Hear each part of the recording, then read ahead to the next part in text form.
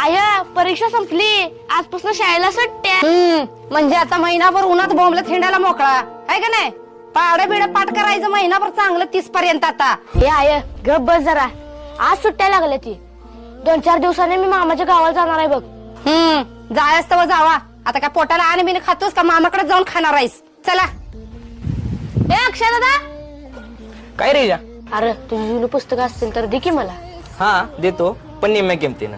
आणि गाईड पण आहे माझ्याकडे. बरं तू दे पुस्तकं, मी आईकडनं पैसे घेऊन नंतर देतो. ही घे. आणि गाईड सापडून झाले नंतर शोधून देतो. आय काय रेजा? हे बघ, अक्षय दादाकडनं जुनी नवीची पुस्तकं आणल्यात मी.